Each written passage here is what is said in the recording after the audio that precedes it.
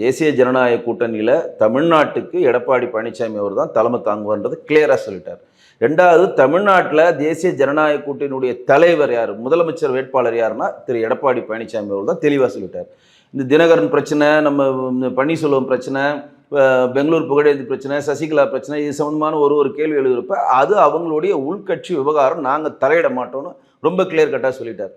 இதனால் வரையும் இங்கே ஆட்சி எப்படி நடந்திருக்குன்னா, எங்கேயுமே இதுவரை தமிழ்நாட்டில் நீங்கள் ஆட்சி எழுதி போதுன்னா எந்த டைம்லையும் கிட்டத்தட்ட 99 சீட்டில் வந்து கலைஞர் ஜெயிக்கிறப்ப கூட 30 சீட்டு வந்து காங்கிரஸ் சப்போர்ட் பண்ணி தான் ஒரு ஆட்சி அமைக்க கூட ஜெயலலிதா தொடர்ந்து மைனாரிட்டி திமுக தான் சொல்லிட்டு இருந்தாங்க. அப்போ கூட பாட்டாளி மக்கள் கட்சியெலாம் ஒரு ப்ரெஷர் கொடுத்தாங்க, காங்கிரஸ்லாம் ப்ரெஷர் கொடுத்தா கூட திமுக அவனுக்கு வந்து மந்திரி சபையில் இடம் கொடுக்கல, அவங்களுடைய அமைச்சர் பட்டியலில் அவங்களை சேர்க்கல. இங்கே கழக ஆட்சியில் 1967 நடந்ததுல வந்து இன்னைக்கு வரையும் யார் ஆதரவு கொடுத்தாலும் அவர்கள் வந்து தனிச்சு தான் போட்டிடுறாங்க, கூட்டணி கட்சி சேர்ந்ததில்லைன்றது ஒரு விதியாக கழகத்தில் வச்சுருக்காங்க. மாண்புமிகு உள்துறை அமைச்சர் அமித்ஷா அவர்கள் தெளிவாக சொல்லிட்டாரு, எடப்பாடி அவர்கள் தான் முதலமைச்சர் வேட்பாளர், இங்கு தேசிய ஜனநாயக கூட்டணி தான் ஆட்சி அமைக்கும், ஆட்சியில் நாங்கள் பங்கு கொள்வோம், நாங்கள் அமைச்சராக இருப்போம்னு எந்த இடத்துலையும் அவர் சொல்லலை.